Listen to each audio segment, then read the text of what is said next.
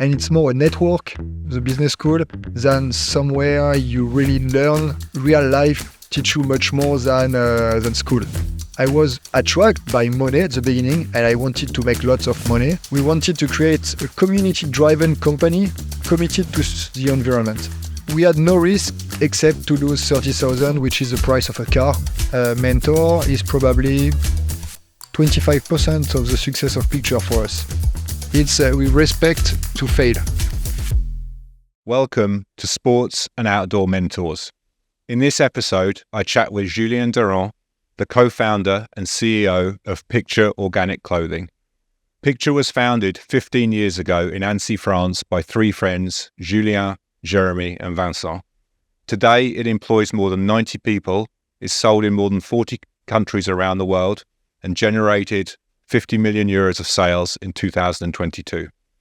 We chat about the challenges and opportunities of leading a purpose-driven business, the value of a mentor, and their approach to failure, plus much, much more.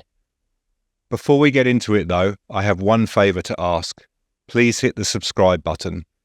This really helps us grow the channel so we can continue to elevate the content and bring you insights from more amazing leaders within the sports and outdoor industry. Thanks for your support, and I hope you enjoy the episode. Julien, so if you think back 18 to 20 years ago when you were in business school, did you imagine that you would be sitting here today leading a brand like Picture back in those days? So I was imagining myself leading a company because I always been an entrepreneur, and that has always been my dream to start my own business. I don't really to, let's say, be managed by somebody, and I've always been leading projects. So part of the way I was thinking my life was working on my leadership. I didn't imagine that the success of our company would come so fast, and managing people would come so fast too, and you're never ready to manage people. And I think that's the toughest part of our entrepreneurship life. And leading a company and starting a business, I would say, is perhaps just 10% of the success, and 90% is people and managing people. And when you are at the business school, nobody tell you that, and you really learn on the field, and you don't really learn at school. Yeah. And so that's a really interesting point. And I completely agree. I think that's the biggest part of any leadership role is leading the team, leading people. But when you look back at business school, are there things that you learned there that you have been able to put into action that you think, okay, yeah, that maybe not that lesson was valuable, but generally anything that you think, okay, yeah, that was valuable time for me? I would say that the value of your business school comes mainly on the name of your business school, because it opened doors to start your first internship, to create your first connection in business life. And then it opened doors to start your own business or to be hired by a company, and it's more a network, the business school, than somewhere you really learn lots of things. Yeah. So you create connection with people, you create projects, but all the projects you do with associations teach me much more than the teachers themselves. And I did my 2 last year of business school part-time with Coca-Cola. So part-time at school, part-time with the company. And what I learned from business and the basis I've established to start Picture come from my background at Coca-Cola and then Origin Schweppes. And I would say that real life teach you much more than school. Yeah, absolutely. And so you mentioned there your time at Coke and Schweppes and Orangina. So I think if somebody didn't know you and didn't know that, they might be surprised to hear that that's where you started. So why did you start there? What was the kind of thought process that you had at the time? I was looking for a purpose. I think like most of the people, But that was a big motivation for me to involve myself into something which gave me sense. And what we call the per capita is how many liter habitant from a country drinks every year was, let's say, the main goal to achieve. And it didn't really resonate for me. And I was attracted by money at the beginning, and I wanted to make lots of money. And when I started, I did money, and I didn't find myself very happy. And I was spending all that money going back and forth to the mountain to join my childhood friends, to go snowboarding, skiing, skateboarding. And at the end, I was making more money, but it was spent in transport. So when I called Jeremy to ask him if he were ready to start the brand we thought about for many years, and Jeremy answered me quickly that he was an architect. If he were leaving his family business, it would have been just to create something completely different and new, fully committed into sustainability by making everything we do in a sustainable way. And if it's not possible to do it that way, we don't do it. And that's the baseline. Jeremy, I say, highlighted me like an elevator presentation on the project, and quickly said, I'm in, because there was that vision of making it different and new. And the connection I have with Jeremy has been the main power of Picture. Okay. Vincent has joined us in a second time because he was really specialized in supply chain and IT, and he was part of the skills which was required, but Jeremy was the vision. And as soon as he gave me that vision, it has changed my mind, and I projected myself into the company by bringing something new into the market. Because Jeremy, as an architect, is redesigning the products with a different approach than classic fashion designer. So we came in the market with a new design, that new philosophy, which didn't exist at that time, and a new way of thinking, because we were already thinking inclusivity. And it's not inclusivity, men, women. It was first of all inclusivity in sports, in outdoors. We didn't want to create a ski company or a snowboard company or a hiking company. We wanted to create a community-driven company committed to the environment. And that's really how those three pillars made us different at that time, and pushed us to put all our energy in the project. But the timing is really interesting, because when we look back now to 2008, it was the kind of the height of the second largest kind of global economic crisis. So that was a pretty brave decision, though, at the time, because I think you all invested, I think, 30,000 euros or something at the start, and it was most of our economy for 3 years working experience. Yeah.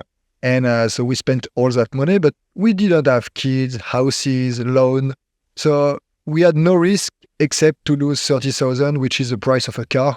So we would have lost one car, and the risk was very limited.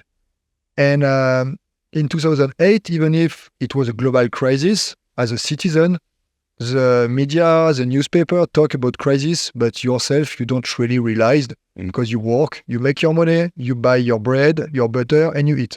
So for us, it was just a starting point of a project, and facing that crisis was quite a big strain for us, because while the crisis is at its highest point, people are looking for newness and solutions to let's say, reinvent themselves. And we were part of the solutions they picked, and they said, oh, there is a new brand with those kind of new feelings, new philosophy, new way of thinking. Let's try something new. So the crisis was a strength for us and not really a weakness. When we started the project, we met people which help us to jump 3-4 steps in one jump. Like George Pessé from Jonathan and Fletcher. It's an innovative and pattern-making company dedicated for outerwear garment.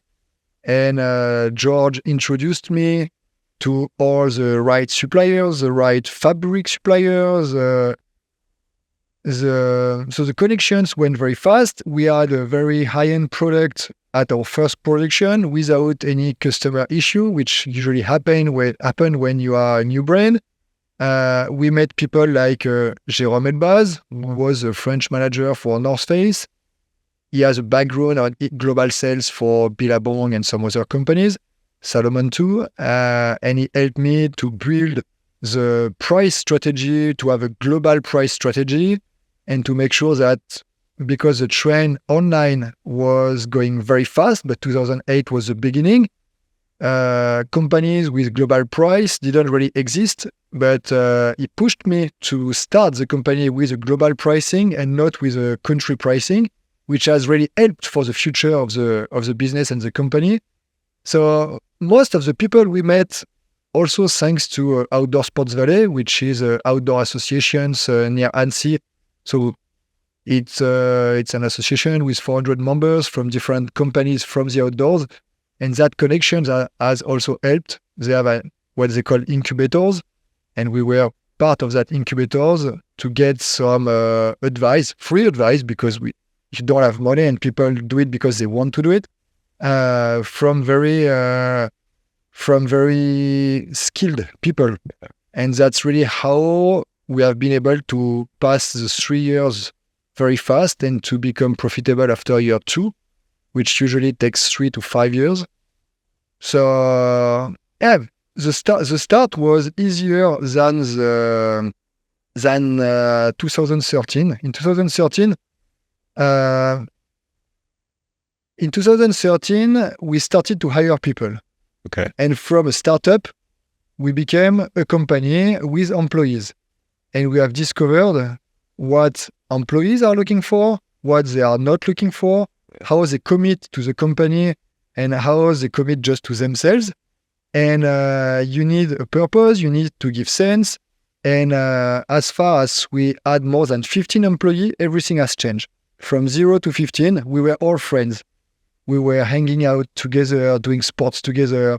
And at 15, there was a layer between people and there was managers. And we started to have some political actions from people. We started to have to deal with people who want to increase their salaries, their skills, their power. And it's easy to manage compromise when everybody is at the bottom line of salaries, for example. Yeah. And they are looking for more in their life, which is totally normal. Yeah. And but we didn't think it would come so fast. Yeah. But going back to your other founders, so the three of you already talked about, Vincent and Jeremy. You have very complementary skills and backgrounds. Was that always a goal? Was it kind of always in your mind to work together, at least with you and Jeremy? I know you said you brought in Vincent later, or was it a happy coincidence that it worked out like that? When I called Jeremy, I've known forever his skills in creativity, in the way that his vision has always been very interesting, even in our group of friends. He was a kind of trendsetter in terms of trend for the brand he was wearing, the board brand he started to use when nobody was knowing the brands. In terms of music, he loves music, so he was always picking the new band. And so I trusted Jeremy a lot, and his vision and the quality of his hard skills was for me something I don't have, and I needed to start a project. So I didn't want to be associated with somebody like me. So he was the one to start something or not to do anything. And Vincent was a friend of the group, and he was into the project since the beginning. But in terms of skills, I would say that he took over IT because that's his skills, but operation was not his skills. And because I was taking over marketing, sales, and production, and I was the only one speaking English. So, by the way, I was the only one able to take over those departments. Vincent took the rest and had to learn on the field because he had no skills in the operations. And he learned from a mentor who is a 12% shareholder in the company called Claude Demota. He's partnering Vincent's father, who is also 12% shareholder. And he was the CEO of André Chaussure. He was a finance manager from a company. He got 100 employees, sold the company to KPMG. So he was a big entrepreneur, and he is very good at finance and operations. And he mentored Vincent. Sometimes it has been very hard because he's not laughing a lot. He's very straight to the point, very hard with the words he's using. But Vincent, for the first 5 years, learned a lot from him. It was much better than a business school. And then Vincent fly himself to run all those categories and those departments. And then we have structured the company all together. And those complementary skills is perhaps the best strength we have all together. Usually when I'm listening to some advisors, they always say, company with 3 owners always bankrupt, or 2 owners are kicking out the other one, and there is always conflict. For us, because we depend on each other and nobody is doing the job of the other one, we have to work together. So sometimes there is some tension because when operations are not as smooth as expected and the customers complain, we fight together because we need to supply the consumer the best way.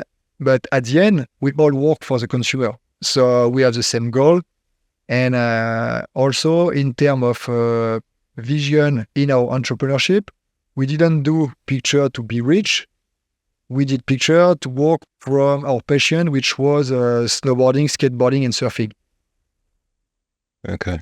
Yeah, interesting. No, but it's worked out really well. And it's what you said about Vincent's mentor and, that being better than any business school. I will maybe come back to that a little bit later with regards to you because, I think their mentors are somehow undervalued and not, let's say, utilized enough, I would say. But that's really, really interesting. And as you said, a mentor is probably 25% of the success of picture for us, because we being very open-minded and open to listen to people with experience has helped us to move forward faster, has helped us to take the right decisions. Even sometimes when there is a key decision to take, we call some partners and even some competitors sometimes. And when you talk about Romain Millet, you met him yesterday. We had some question with China. He has lived for 20 years in China. We had a meal together. He gave us 3-4 advice about China we didn't know. And from his advice, I think we took the right decisions to start to launch picture into that market. And even if we are competitors, we are all good friends in that industry, which is very positive. And this is probably why we all love to work in that industry. There is not like animals who want to bite each other. Yeah. And at the end, we want to grow the cake of the outdoor industry and to find our spot in it. But we all compete in the same direction. So that's something also very positive. You mentioned earlier on that you, between the three of you, the 3 co-founders, you all have equal ownership stakes. And you said that, because of your different skill sets and experience, it enables you to address problems and challenges in a different way. But I there must have been times, where you all disagreed, or maybe not. But I would imagine there have been some times. And how do you address that? Because also you're friends as well, so it could be quite difficult.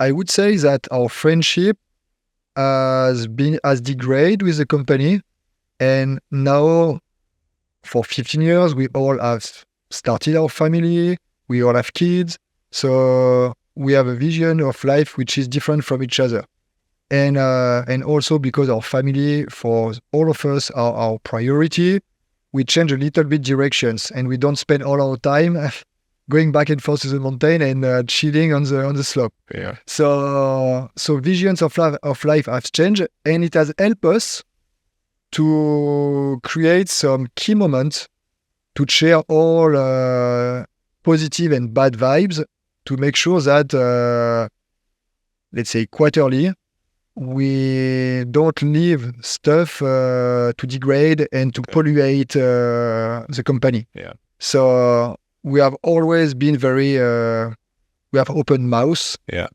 And we really talk a lot to each other. Yeah. Then how we deal with some situation where we don't agree, it's mainly based on compromise. And when I say compromise, it means that we don't take a decision as far as everybody don't agree with the decision, because we have to hold the decision and to transmit the decision to all the people in the company. Yeah. And the biggest weakness of that model is when we miss our quarterly meeting, we miss some informations, and then we are running the company like 3 different identities. The part which is managed by Vincent will have different information from the one I manage, from the one Jeremy is managing. So we know that we have to meet, and sometimes we forgot or we do not have time, and we really feel that the employee are very, how do we say? The basis of the company became unstable as far as we don't share the same level of information. Yeah.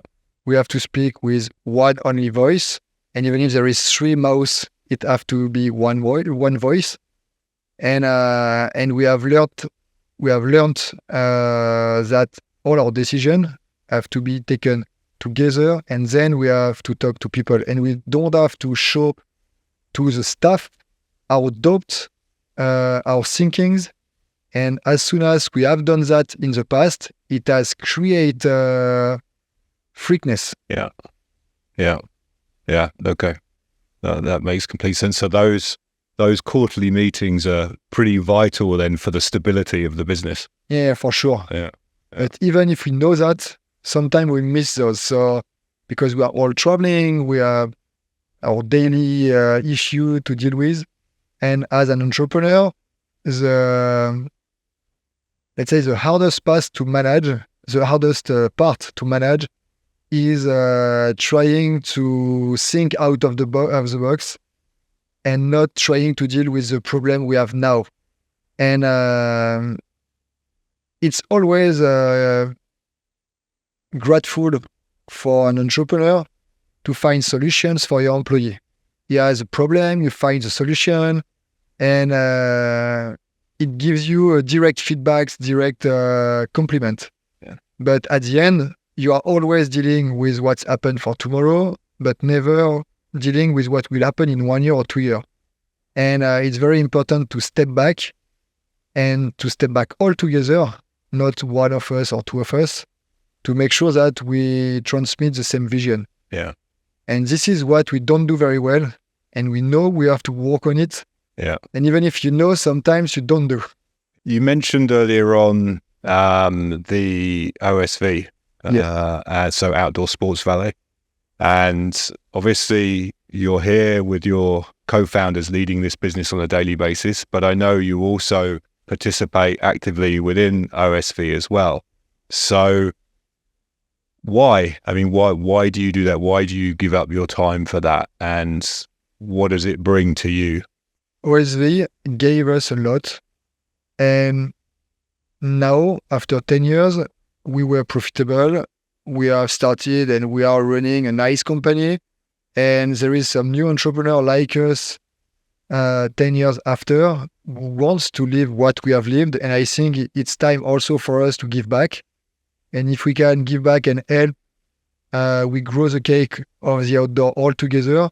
And it's all, I think, and that's our values, if somebody gives you, you will give back one time. Even if it's not tomorrow, you will give back. Yeah. And being part of OSV is a way to give back.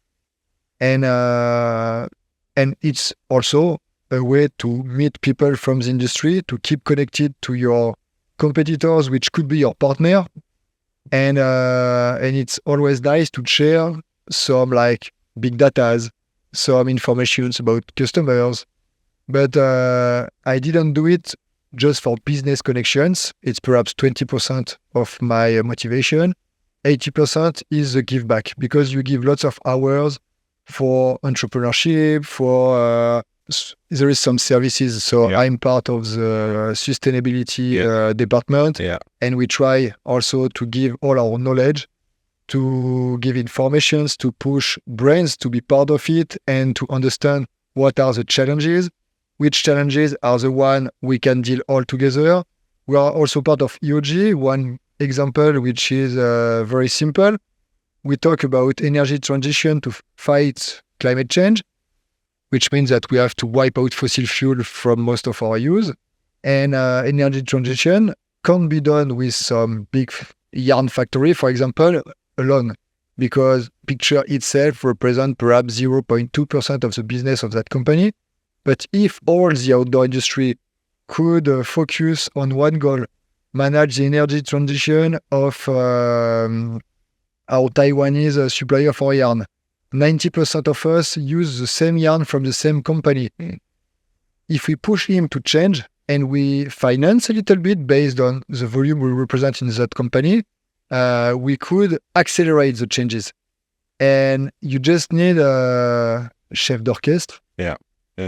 And the chef d'orchestre is EOG. Yeah. And thanks to them, we are able to lead that project we would never have led alone. As a leader of a company like Picture, which is what, around 100 employees now? Yeah, 90. 90.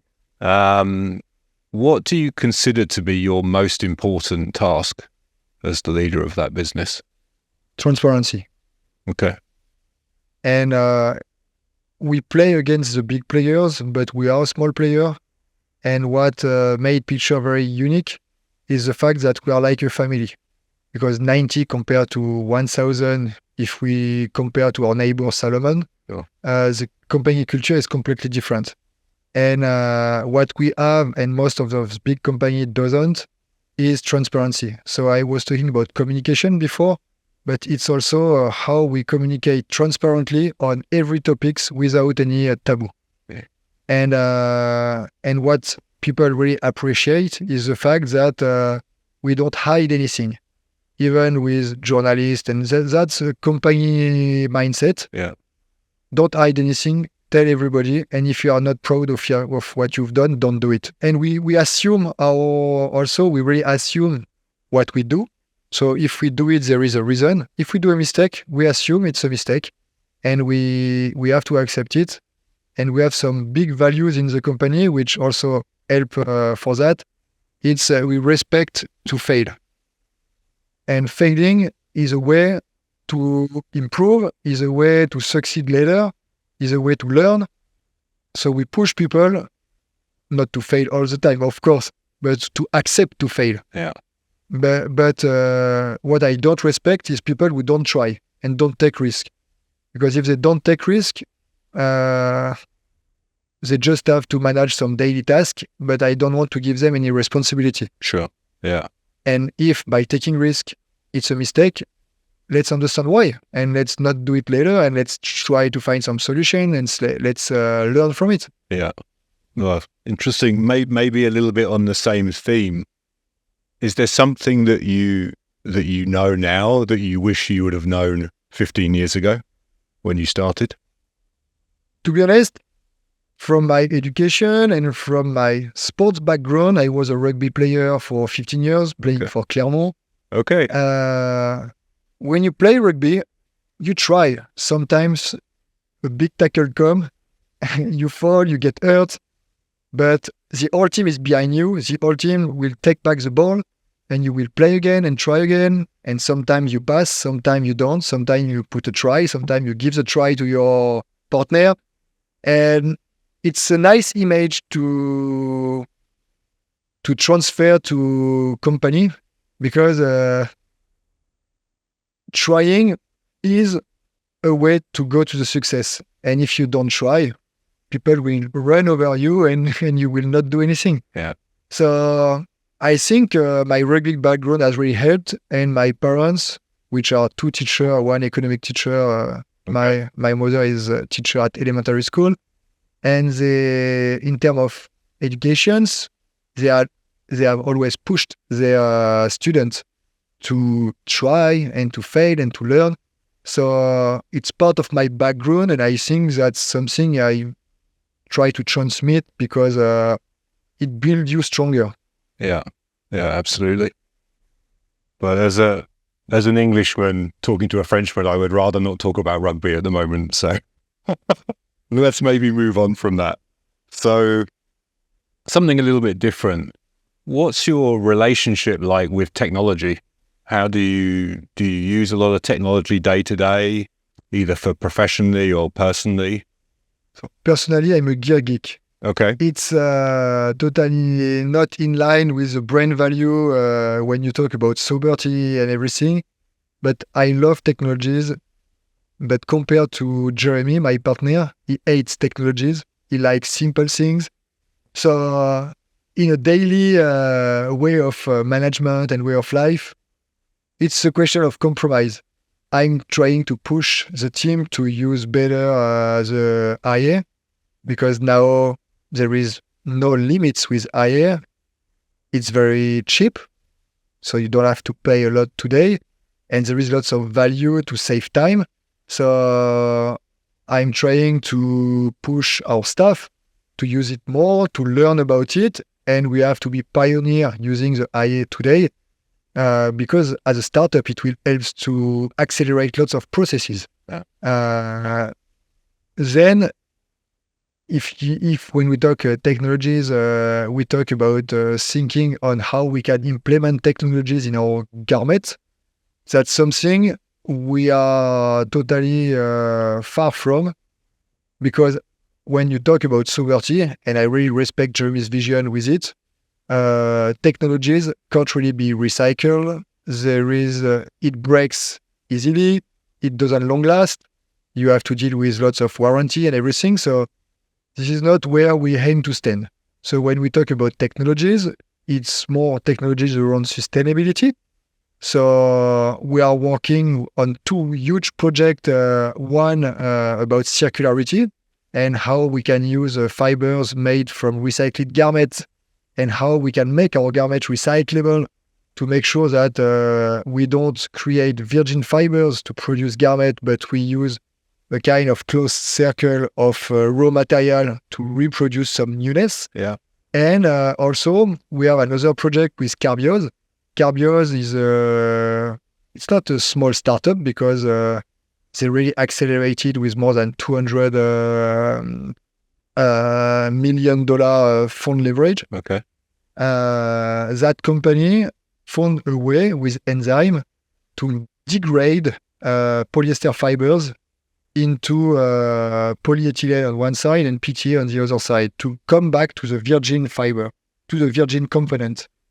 So that's something we are onboarding with. So we are onboarding with the project. We are not part of the leading team, where brands like Patagonia, L'Oreal, Pepsi Cola are really involved into. But we are some small members, but we are part of it. So when we talk innovations, we really focus on sustainability behind innovations, and but not on technologies to have a heater on your jacket. Or when you think about the industry as a whole, what do you think are the biggest challenges it's going to face over the next 3 to 5 years, and maybe even longer?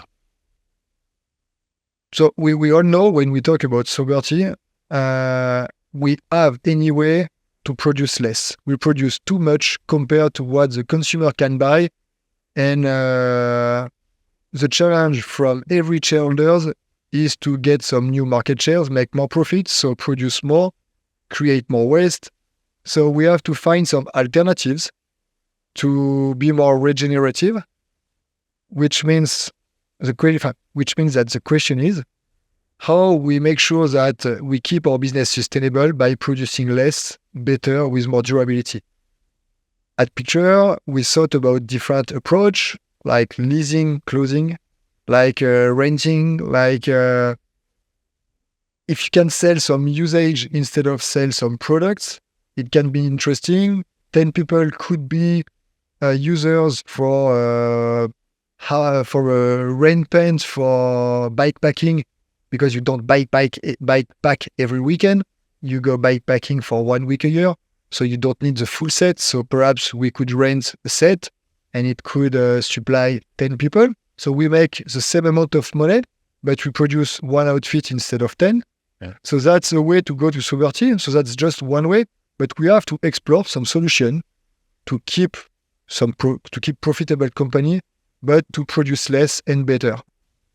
Our industry is not the worst. If you look at what's happening in the fast fashion side, this is where we all have to fight against. If you look at the growth of Shein, the Chinese company, in 20 years, they grow from 0 to more than $10 billion. Patagonia, in 40 years, grow from 0 to 1 billion.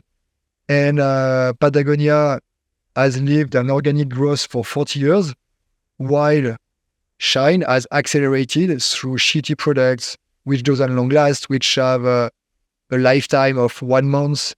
And they are just making money. They are just thinking about the future of our planet, and they have so good communication that they create needs all the time. So we're working, for example, with En Mode Climat. So En Mode Climat is an association. We try to do some lobby at the European Union and French minister to push some new law to regulate the production of textile, to regulate some tax for products which doesn't long last. For example, we push on have a fee for every product you sell on the market which you can't repair. And if the brand offer a reparation or lifetime reparation options, you don't pay the tax. So the only way to reach solutions is to attack the wallet. Yeah, for sure. And if you don't attack the wallet of those big fast fashion company, you don't really create solutions. Yeah. And sorry, say, what was the name of the organization that you're doing that with? En Mode Climat. Okay. And they work with, I guess, several different companies. We are 500 members. Okay. All textile brands. Okay. Most of them are French brands. Okay. And we have some partners and some other associations in different countries. And all together, we are financing some jobs. Yeah. Some lobbyists Exactly. Yeah. do lobbying. Yeah. And it's impressive how those big companies can penetrate the ministers, can penetrate the European Union decision maker organization. Yeah. And they know who to talk to. And if you want to change things, you have to change it politically and economically. Yeah. Politically with the law, and economically by making the consumer understand what he should do and should not do. Yeah. Because at the end, the consumer has the power. Yeah. If there is no consumer, there is no consumption. Absolutely. That's interesting. Well, I'll make sure I put the link to their website in the show notes, because I think that's I've not heard of that before. I think that's really interesting. It has been created by Julia. She's the owner of Loom. Okay. Loom is a very sustainable French brand, and she has embraced a network. So at the beginning, we were only 40. Now it's 500 brands in 4 years, and all committed to regulate. And Millet is now joining the fight. Great. Thinking about launching a brand with sustainability and even kind of a regenerative approach to business,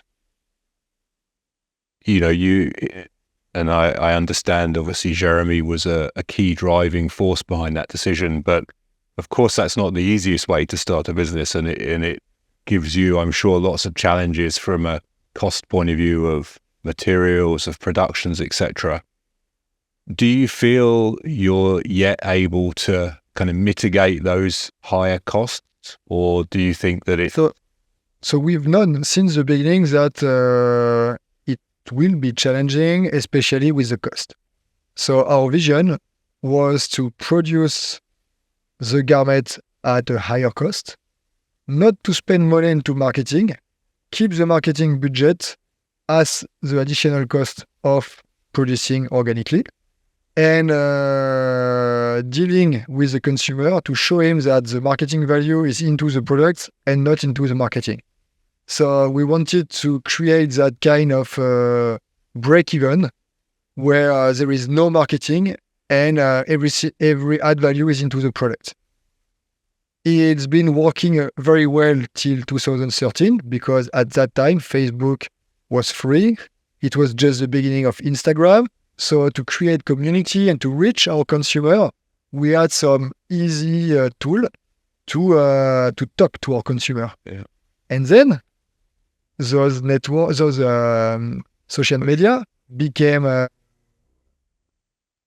Good to pay for it. became payful, yes. Yeah. And we had to start to pay to reach our target, to reach our consumer, to reach our communities, and to reach wider communities too. And then our model have had to change. So for 5 years, we have lose margin every year, but our growth was so high, more than 100% every year. We were balancing the lack of margin Sure. with the growth. Yeah. And while COVID came, the growth stopped. Yeah. And then we had to reinvent ourselves in terms of business model and to reduce some cost in some part, to accelerate some new development in the other side. And for example, moving from recycling to biosource has increased the price. So we moved from recycled polyester to biosource polyester in 2018. Okay.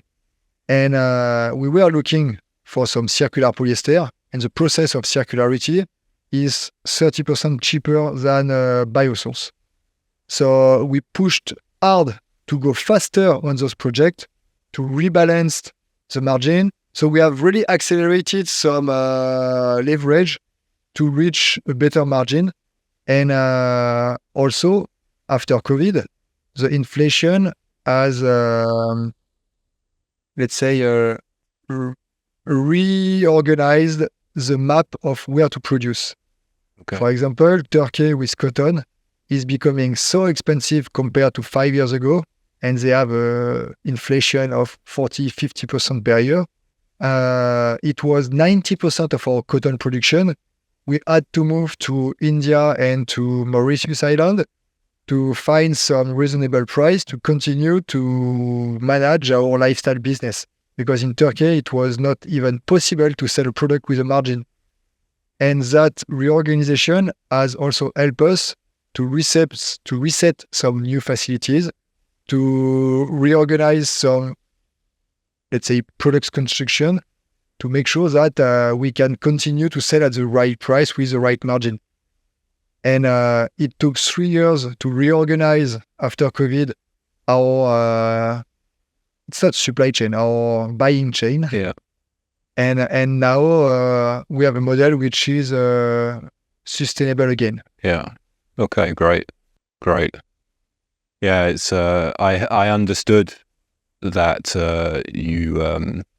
you weren't investing in brand marketing, let's say, at the start, and that you were kind of focused more on training the sales associates, etc. But that's interesting. I didn't know from a business model point of view. That's really interesting. And yeah, those last few years must have been very challenging. And what was key when we launched the brand, we wanted to sell products of organic product at the price of non-organic product. Because at that time, from a survey we did ourselves, so we didn't pay for anything. We were in Les Deux Alpes. Yeah. In summer, we were doing summer camp every summer. And we did some questionnaire to people on the chairlift, on the gondola, and we asked them, those organic products are important for you? Yes, of course. Will you pay? Would you pay more for it for clothing? Not at all. Not even 1% more. Because for them, it was more fashion aspect of the product than a commitment. And this is why from that constat, we said, okay, 98% of people don't want to pay even 1% more. So we have to sell organic product at the price of non-organic product. So let's save money on marketing. We don't do marketing. We focus on social media.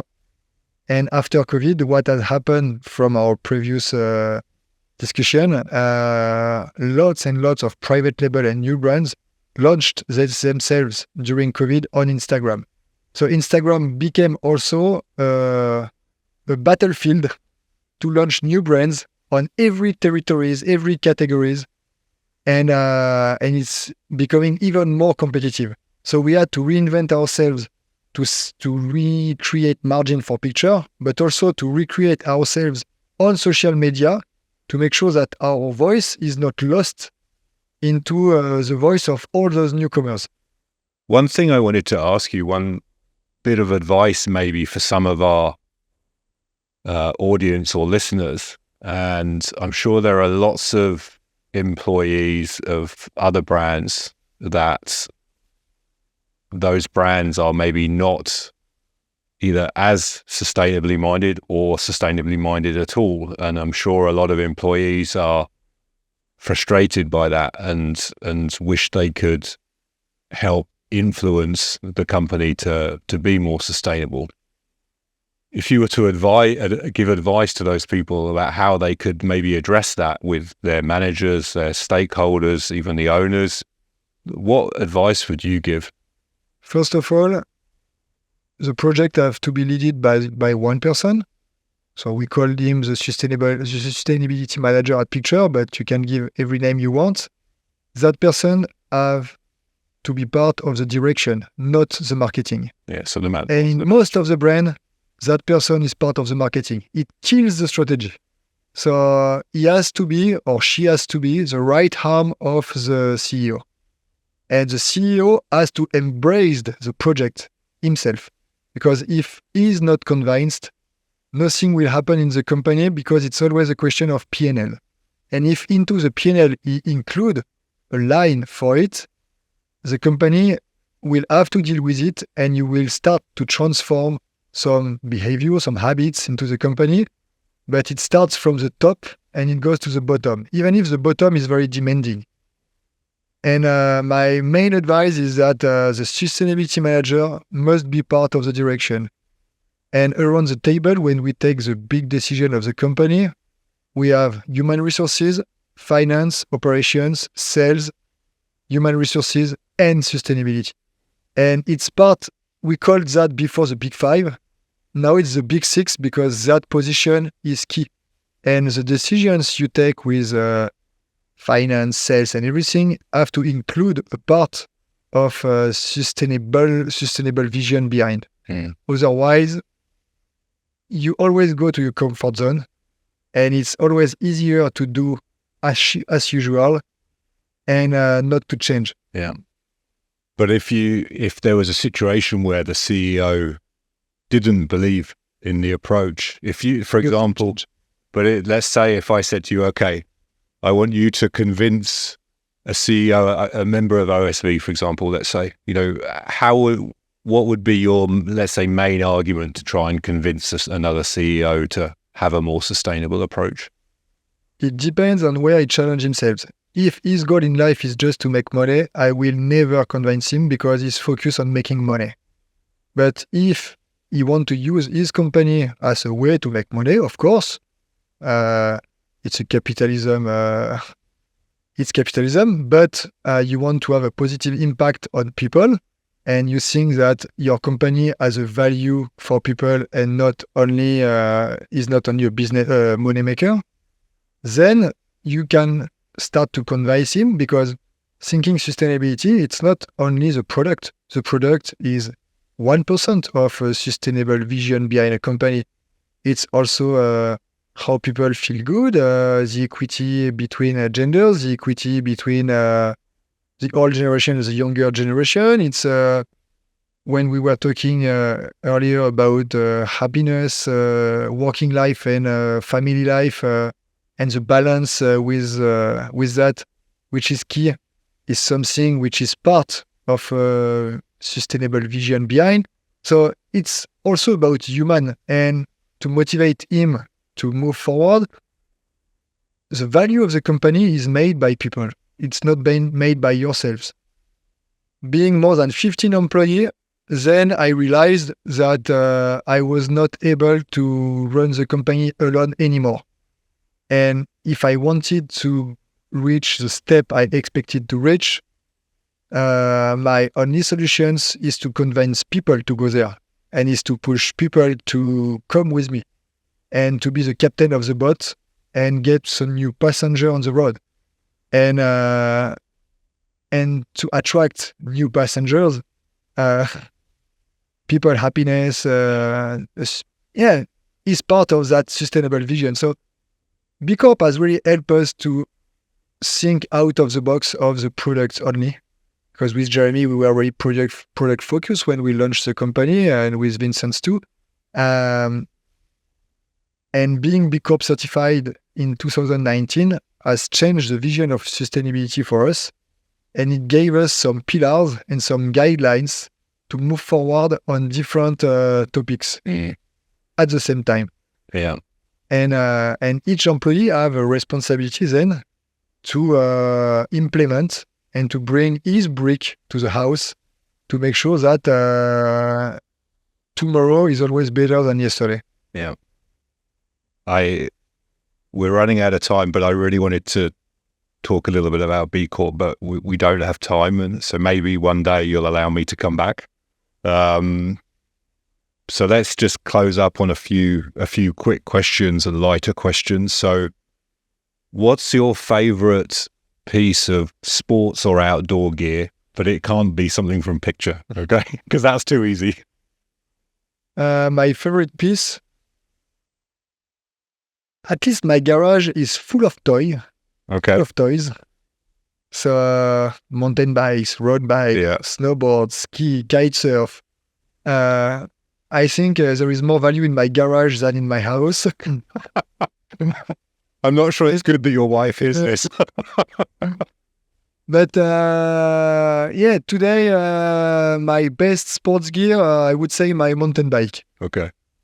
Because I'm using it all year round, and that's what I'm using the most. And I think for my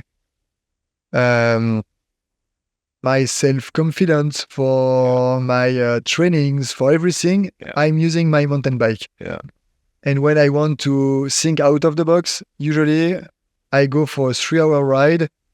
It's so painful that I can just think on my efforts and some topics around the job, and I don't have too many feelings, too many emotions coming in, and it really helps me to feel better. And okay, yeah, I can imagine. Good for the body and the mind, I'm sure. And what one book would you encourage people to read if they're working in the sports and the outdoor industry? Is there one book that kind of inspires you or taught you something? Or to be honest, I'm just a comics reader. And I have more than 1,000 comics at my home, so I'm a big fan of comics. In your garage? No, they're in the house. I have it in house now. Okay.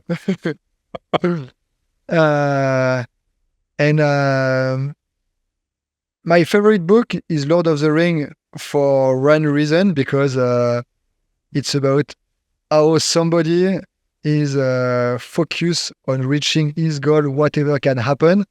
And the trip of Frodon Sake during the 3 books is a real adventure in one side, some human meetings, human connection in the other side, and there is a big achievement at the end because he never gives up. And the way the book is wrote and the way the adventure is organized, really make me feel about life in general, about running a company. And he's so true to himself. He has self-confidence, but he's not cocky. And he's really open to be helped, and he has lots of determinations. And I really feel that that hero is the kind of entrepreneur I want to look like. I'm sure I'm never going to get that answer again with that question, but that's a great answer. The real psychologically behind that. That's great. So if today was the last day of your career, what would you say to your team? Let's go riding. Perfect. Okay, great. And if you could give future leaders in the sports and outdoor industry 3 pieces of advice, what would they be? I would say being very transparent on the goal of the company and the goal of themselves in the company, so that there is no people who won't follow, or we will have some like disappointment at one stage. So that kind of transparency on what's happening, but also on where it's going. So that's the first advice. Don't feel guilty talking about money. If people are jealous, you don't care. Let them be jealous. But you will be true to also the role of a company. It's to make money, to feed some mouths, and also to do a little bit of profit. And that's life. And if people don't agree with it, they have to work for GNO and period. So transparency with the vision and with the goal. Talk about money easily and don't hide anything. And keep the passion. I know that when you sell toilet paper, it's harder than when you work in the outdoors. But for us in the outdoors, being passionate, being the consumer of our products, and being the value ourselves of the company is a big add value for all your staff. Yeah. Because they will follow you because you trust deeply into the project. Brilliant. Great. Thank you very much, Julien. It's really been a pleasure talking to you, and I'm actually really sorry that it's gone so quickly, because I had so many more questions that we didn't cover, but maybe we'll have another opportunity in a few years. But thank you very much. And, I think you and the whole team are doing an amazing job. So keep up the great work. And yeah, thanks a lot. Thank you, Dad. And I'm sure we'll see each other later for another interview. Absolutely. Perfect. Thank you. Thank you. I hope you enjoyed the episode as much as I did. We love to read your feedback, so please leave your thoughts in the comments below. Thanks again for your support. See you soon, and don't forget to subscribe.